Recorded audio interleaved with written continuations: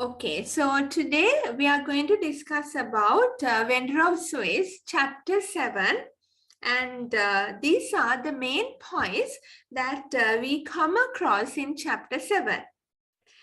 Right now, we get to know that actually there is this continuous, distant relationship between Chagan and Mali. And things are not getting really well. Things are getting really worse with the time. And Jagan actually seems to be quite different. He undergoes several changes.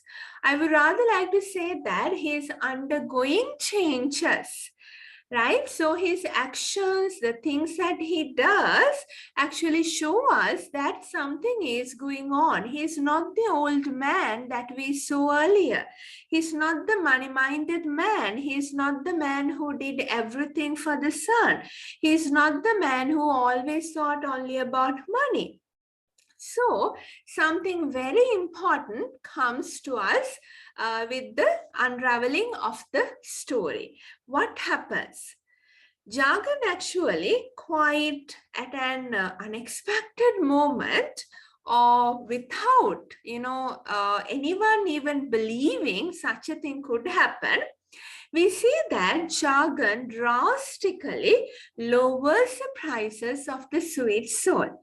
Now, when you compare Jagan with this earlier self and the self now, we understand that this is quite kind of a different thing. We never expect him to do such a thing. Right? So earlier he was a man who always, he was thinking about the quality of the food and all, but he never reduced the price. And even in chapter 1, we got to know through the conversations he had with the cousin that always, the ingredients are expensive. I have to put the best ingredients. I can't do, or tell lies to the customer. So money was very important.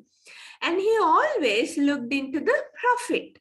He saved money, he hid money. When Mali asked for money, he said that, I can't just let money vanish. I have built up these things over the years. It's like hard-earned money with sweat. So he was not ready at any moment just to throw money and waste money. He was always doing the business with a plan, with a target. He was collecting money for the son, true. But even for the son, he never wanted to give the money, just as nothing for him to waste. Such a man changes. Jagan all of a sudden, drastically, like quite a lot, lowers the price of the sweet soul. And there is a huge kind of hustle and bustle over this. He attracts a lot of customers. They make only some quantity of food or sweets and lots of customers come. They all buy quickly and by midday even the food made are over. The cook and the employees are also worried. The cook wonders, should we make more food? But Jagan is not really into that.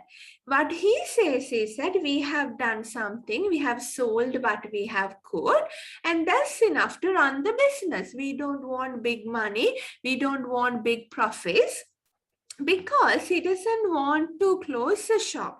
He knows that several people who are working here are depending on him for the money, for the salary. So he wants to think about their survival. So at the moment, we see that he's managing the business, just going on with the business, right? And also, Jagan believes that by lowering the prices, he's helping the poor people, especially those who cannot buy sweets. Now, can you all remember earlier when some small children come, or when beggars come asking for money or food, etc. Jagan was not always like a philanthropist or like a very, good person giving money for everyone at every time. Not really. Sometimes he gave food for the little ones or sweets, And sometimes he wonders, okay, only on Fridays I should give money even for a beggar. So he was not really into helping others always. But we know that for the vagrant, once in a while, whenever he asks, Jagan gives money. There was a different story because the vagrant always listened to Jagan. He knew him for a long time. But even with regard to the vagrant, we know that Jagan always thought that why can't this man work and earn money? Right? Okay, so anyway, by reducing all over in the prices, now he thinks I can help the people who are not able to buy sweets. On the other hand, this becomes actually a marketing strategy.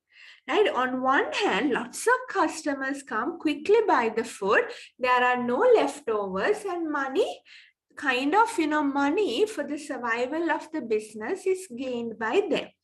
On the other hand, the people who are doing the same business in the town or the competitors are kind of challenged, right? They get scared. Will we use customers? They come running to talk to Jagan to discuss this event. So this becomes knowingly or unknowingly a marketing strategy also. And also, basically, Jagan did not want to think about this as a marketing strategy. His prime concern was not to help the people who are poor also. All these things happen basically as a result of the disappointment caused by Mali's behavior. Jagan, internally, it's not directly said, but inside him, he feels, why should I go on doing those things? Why should I do the same thing, work and life and money? And he doesn't get anything positive from Mali. Mali and Grace are like eyeing at his money. They're not really looking after him. His 60th birthday is coming. No celebrations around like for the other people. So there is lots of disappointment. And Mali is getting ready for his business.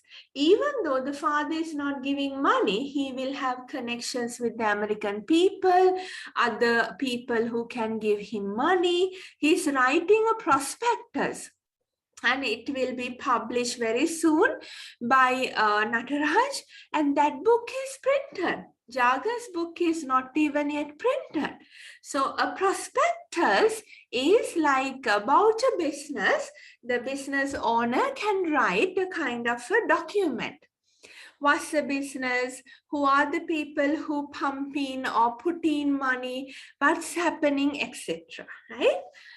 And also in this chapter, we see two main businessmen in this field come to discuss about the pricing issue with Jagan because they get threatened. Now, if Jagan shop sells sweets at a lower price, all the customers will come here only, right? And not only these two businessmen, a bearded man also comes. We get to know his name as Chinnadore later on. He talks about religion, sculptures, image making. So a long conversation, right? And especially because of what this bearded man who is a hair dyer says, Jagan thinks about life. Jagan worries thinking about the monotony, ekakari, same thing in his life. He thinks, true, have I ever gone even away from this town? After a long time, I haven't gone for any place. Surely there are better things in life than money and work. The bearded man says, come and see my religious place. There are sculptures. You can have a changing life. You should go around and see. On the other hand, the two businessmen who come to discuss about pricing matters with Jagan, they also sort of tell a lot of things, why is this? Is it fair? Because when you take a product in the market, there should be a kind of a set value. No, in one shop, one price, another shop, another price. We can't have like that. There's a market value. There's a set price. So these two businessmen try to bring out that point. But Jargon doesn't give an exact answer. He doesn't mind. He wants to do the business as he wants. But later on, we understand Marley especially is against this lowering prices. Why? He wants to keep everyone happy. He doesn't want important businessmen in the city become angry with his family. Anyway, Chagan doesn't mind at all. So they talk and they go, but they give the kind of, why they came. They say, we came because they are not very happy about the pricing change. More than the two businessmen's ideas, what goes to the head of Chagan is what the bearded man makes him think. What is this life? Every day, money and shop and work. So we feel something is happening around him. So like that, basically in this chapter, the writer brings out these ideas. Let's recap them. Jargon drastically lowers the prices of the sweet salt. He attracts a lot of customers. Jargon believes that by lowering the prices, he is helping the poor people who cannot afford to buy sweets. On the other hand, this becomes a marketing strategy. Basically, this was done as a result of the disappointment caused by Marley's behavior. Two main businessmen in this field come to discuss about the pricing issue with Jargon. With the two businessmen, a bearded man also comes who talks about religion, sculptures, and image making. After the conversation, Chagan worries, thinking about the monotony, same thing in life, and thinks that surely there are better things, as a bearded man says, than just life, money, and work. So here you can see some episodes from this chapter. So there are lots of types of food. Small children are very interested in sweets, but they are rarely given. But now they have a good chance. Prices are reduced. Lots of small children can come and get the food also. And also, Jargon, as usual, is very religious, right? He worships lords and gods. He goes on with his belief on Gandhi and precepts. Those are also going on. Now, there is no much talking about Marley and being proud of him much. He is minding his own work. Right. And now there is one more thing happening at the same time. With the new strategy or the method, tip, right? Kind of, it's like a method, a strategy. The employees of the shop get more free time. Why? They make food only, particular quantity, and they are sold quickly and they have free time. They are supposed to listen to the Bhagavad Gita, which is daily read by Jagat. Now, reading a religious text is very meaningful work. And even Gandhi has said, always be religious, read the Bhagavad Gita, etc. But the point is that it seems to be a very boring task for the majority of the listeners. Why? They know these stories. Jagan is telling sometimes the same thing several days. So it's boring. Some of them get up and go. Some of them go out to, clean their nose or to cough. Some of them go out on other excuses. They can't say no to Jagan. They have to stay, but it's not easy to stay. Jagan also seems to be undergoing great emotional upheaval. He's wondering about life. What can I do? What should I do? So it's a very kind of a decisive period for him. Especially the conversation with the bearded man opens his eyes and make him think about his own life. So it's not very easy for him to figure out at the moment what is correct. What should I do? Should I give money? Not really. What should I do? Right? What is Mali doing? What will happen next? Should I continue the business? Should I lower the prices in the future also? Or get back to the original price? Right? So like that, he is thinking about everything at the moment.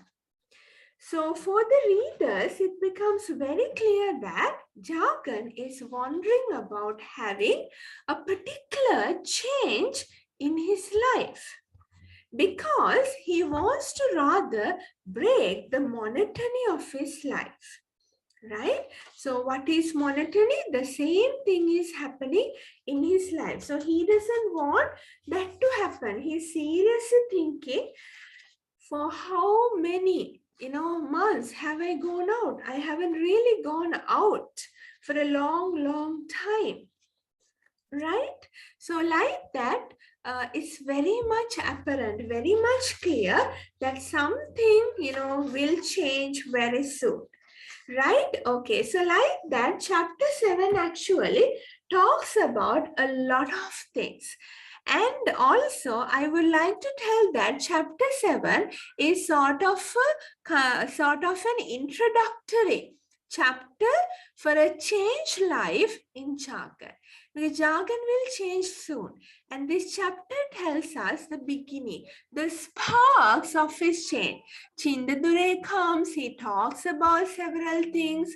Jagan is reading Bhagavad Gita, giving more focus to them. His business motives and focuses are changing. He's wondering about life. So it's kind of an entrance to a changed life, an entrance to a good or maybe a quite a different decision in his life. So thus concludes chapter 7.